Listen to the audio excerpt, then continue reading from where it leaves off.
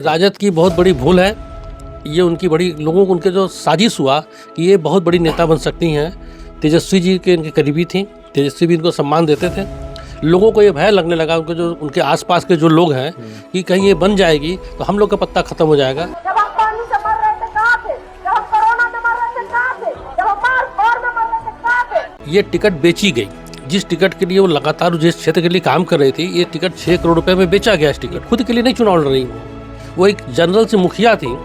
वो गांव से, दिल्ली से गांव में पहली बार आई थी। जब वहाँ की गांव की दुर्दशा उन्होंने देखा, वहाँ पर कोई साधन नहीं था, तो उन्होंने दर्द को समझा और अपनी सारी जीवन को त्याग कर, मतलब गृहस्थ जीवन में ये योगी की भूमिका में निभा रही है रितु। पब्लिक महिलाएं आके रो रही थी, हजारों की संख्या में पूरे महिलाएं आके रो रही थी, दीदी तुम चुनाव लड़ो, दीदी तुम चुनाव लड़ो, नहीं तो हम लोग कुछ भी करने गुजरने के तैयार थे। इस कारण जनता की बेहद मांग को देखते हुए वो ये कदम उठाई हैं। जो राजनीतिक दल है, चाहे आरजेडी हो, चाहे बीजेपी हो, चाहे कोई भी दल हो, ये हमारे जो समाज का ये दुर्भाग्य है कि ये सब केवल हम लोगों को दरी बिछवाना चाहते हैं, काम कराना चाहते हैं। दूसरी जगह से आपको टिकट तो मिल रहा था, वहां से आप लड़ते हैं। और जायसवाल समाज जो अभी तक ये कहा जाता है कि केवल बीजेपी का है, लेकिन इस बार पूरा जायसवाल समाज ने, पूरा वैश्य समाज पूरा मन बना लिया है, पूरी ताकत से इनको वोट कर रहा है। और किसी न बीजेपी को करने जा रहा है, न कांग्रेस को करने जा रहा है, न राजद को करने जा रहा है, वो सब वोट रितु जायसवाल को करने जा रहा है। साथियों, बहुत बहुत स्वागत है खुशखबरिया में। बिहार में पहले चरण का चुनाव हो चुका है, वहीं दूसरे चरण का चुनाव होना अभी बाकी है। 11 नवंबर को वहां पे दूसरे चरण का चुनाव होगा। लेकिन इसी बीच आज हम एक ऐसी सीट की चर्चा करने जा रहे हैं जिसकी उम्मीदवार पूरे बिहार में ही नहीं बल्कि पूरे हिंदुस्तान में चर्चा का विषय बनी हुई हैं, जिनका नाम रितु जायसवाल है, जिन्हें मुखिया दीदी के नाम से भी जाना जाता है। और बिहार में वो मुखिया भी रह चुकी हैं, लेकिन परिहार सीट पर उन्होंने राजद की नेता होते हुए निर्दलीय क्यों लड़ा, उसके बारे में हमारे साथ बातचीत करने के लिए मौजूद हैं मनोज जायसवाल जी, जो जायसवाल क्लब के संस्थापक और राष्ट्रीय अध्यक्ष हैं। उनसे हम जानेंगे कि जो इनके समाज की जो रितु जायसवाल जी हैं, जो खुद किसी तारुफ के यानी कि परिचय की मोहताज नहीं है, उनका क्या चुनावी समीकरण है और इनके समाज के लोग किस तरह से सपोर्ट कर रहे हैं, उनके बारे में बातचीत करेंगे। बहुत बहुत स्वागत है आपका। धन्यवाद। रितु जायसवाल जी जो चुनाव लड़ रही हैं, पहली बात तो उनको जो है राजद से टिकट नहीं मिला जो वो मांग रही थी, उनको दूसरी सीट दी जा रही थी। तो अभी जो चुनाव का माहौल है, हमने देखा कि पिछले दिनों उनको दूध से नहलाया गया, लड्डू से तौला गया, यहाँ तक कि मछली तक से तौला गया उनको। तो कैसा माहौल चल रहा है उनका अभी? बहुत ही शानदार माहौल है रितु जी का। रितु जी चुनाव नहीं लड़ रही है, पूरी बिहार की जनता चुनाव लड़ रही है। और ये बहुत ही आवश्यक था, क्योंकि उन्होंने सेवा किया, राजनीति को एक सेवा धर्म माना, अपनी सारी लाइफ को, लग्जरी लाइफ को उन्होंने छोड़ दिया। और वो एक आईएएस की पत्नी होते हुए भी आज भी न कोई मेकअप करती हैं, न कोई ब्यूटी पार्लर जाती है, न कुछ करती हैं। वो बिहार की जनता को, पूरी बिहार की जनता को, खास तौर से महिलाओं को अपना मानती है, पूरी महिलाएं भी उनको अपना मानती हैं। ये जो राजनीतिक दल है, चाहे आरजेडी हो, चाहे बीजेपी हो, चाहे कोई भी दल हो, ये हमारे जो समाज का ये दुर्भाग्य है कि ये सब केवल हम लोगों को दरी बिछवाना चाहते हैं, काम कराना चाहते हैं। रितु जायसवाल ने पूरे हिंदुस्तान के लिए, न ही बिहार के लिए, एक एग्जाम्पल सेट किया कि आज हम लोग अपने कर्म के बल पर, अपने ताकत के बल पर और अपने जो कार्यशैली है उसके बल पर लोगों के दिलों में जगह बनाए हैं और भारी वोटों से चुनाव जीत रही हैं।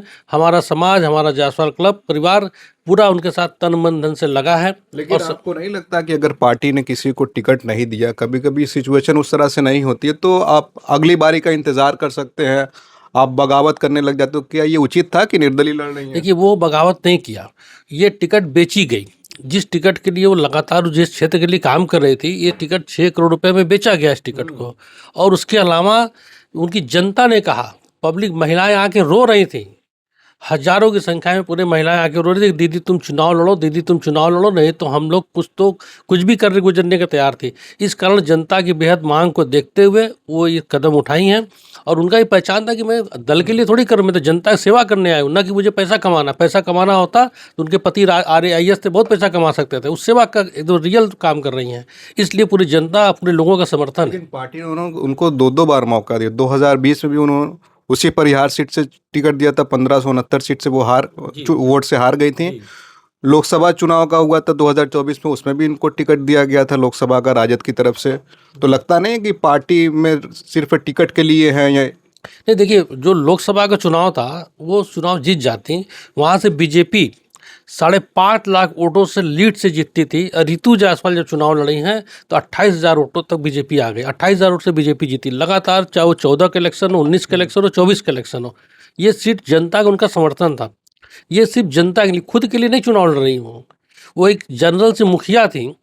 वो गांव से, दिल्ली से गांव में पहली बार आई थी। जब वहाँ की गांव की दुर्दशा उन्होंने देखा, वहाँ पर कोई साधन नहीं था, तो उन्होंने दर्द को समझा और अपनी सारी जीवन को त्याग कर, मतलब गृहस्थ जीवन में ये योगी की भूमिका में निभा रही हैं रितु जी। इसलिए जनता की मांग पर कि अगर हम करेंगे तो करा जाएगा, क्योंकि उनके साथ नाइंसाफ़ी हुई, धोखा हुआ, इस वजह से उनको ये कदम उठाना पड़ा। तो क्या राजद से ये भूल हो गई कि जो उनके अंदर जो प्रतिभा थी, जनता जो सपोर्ट दिख रहा है कि हमने भी बताया कि दूध से नहलाया गया, लड्डू से तौला गया, मछलियों से तौला गया, तो राजद कहीं भूल तो नहीं कर गई कि उनको टिकट ना दे? राजद की बहुत बड़ी भूल है ये। उनकी बड़ी, लोगों को उनके जो साजिश हुआ कि ये बहुत बड़ी नेता बन सकती हैं। तेजस्वी जी के इनके करीबी थी, तेजस्वी भी इनको सम्मान देते थे। लोगों को ये भय लगने लगा, उनके जो उनके आसपास के जो लोग हैं कि कहीं ये बन जाएगी तो हम लोग का पत्ता खत्म हो जाएगा। इस कारण से साजिश के तहत इनके हराया गया, इनको टिकट न दिया गया। अब पिछला लोकसभा भी, विधानसभा भी जीती हुई थी, जिसको वर्तमान में टिकट मिला, इसी व्यक्ति ने चुनाव हरवाया है। ये प्रूफ है। अच्छा जी। तो ये भी अब देखा जा रहा है कि जो राजद के लोग हैं उनका ये कहना है कि जो अंदर की ये बात है कि जायसवाल समाज जो है बीजेपी का वोटर है, कोर वोटर है। जेडीयू के साथ जो है इनको शायद उनके समाज का टिकट वोट ना मिले, तो इस वजह से भी टिकट ना देकर दूसरी जगह से आपको टिकट तो मिल रहा था, वहाँ से आप लड़ते। देखिए, दूसरी जगह से जो मिल रहा था वो भी अपने समाज का व्यक्ति था, तो हमारे समाज को काटने के लिए एक टिकट काट के इनको दिया जा रहा था। तो इनका था कि वो उस व्यक्ति का क्यों नुकसान करें। और जायसवाल समाज जो अभी तक ये कहा जाता है कि केवल बीजेपी का है, लेकिन इस बार पूरा जायसवाल समाज ही नहीं, पूरा वैश्य समाज पूरा मन बना लिया है, पूरी ताकत से इनको वोट कर रहा है। और किसी न बीजेपी को करने जा रहा है, न कांग्रेस को करने जा रहा है, न राजद को करने जा रहा है। वो सब वोट रितु जायसवाल को करने जा रहा है। चलिए, देखा कि हमने बात की मनोज जायसवाल जी से, जो जायसवाल क्लब के राष्ट्रीय संस्थापक और राष्ट्रीय अध्यक्ष भी हैं। इनका कहना है कि रितु जायसवाल निर्दलीय होकर भी बहुत मजबूत हैं और उनकी मजबूती जो है 11 तारीख के वोट के बाद, जब 14 तारीख को नतीजा आएगा तो वो सामने दिखेगी। और इस बात का अंदाज़ा इससे भी लगाया जा सकता है कि जब उनको दूध से नहलाया जा रहा है और लड्डू से तौला जा रहा है, यहाँ तक कि मछली से भी तौला गया, अभी जो खबर आई है, तो इससे साफ अंदाज़ा लगा रहा है कि जनता किस कदर उनको चाह रही है। अब 14 तारीख को पता चलेगा कि वो चुनाव अगर जीतती हैं तो कितने वोटों के अंतर से जीतती हैं। लगातार 2 चुनाव उन्होंने 2020 और 2024 में लड़ा और वो बहुत कम वोटों के अंतर से हारी थी। इस बार निर्दलीय लड़ रही हैं, तो उसमें उनकी ताकत का भी अंदाज़ा हो जाएगा कि उनको पार्टी की सिंबल की ज़रूरत थी या नहीं। आप देख रहे थे खोज खबरिया, बनारस से मैं उबैद, बहुत बहुत शुक्रिया।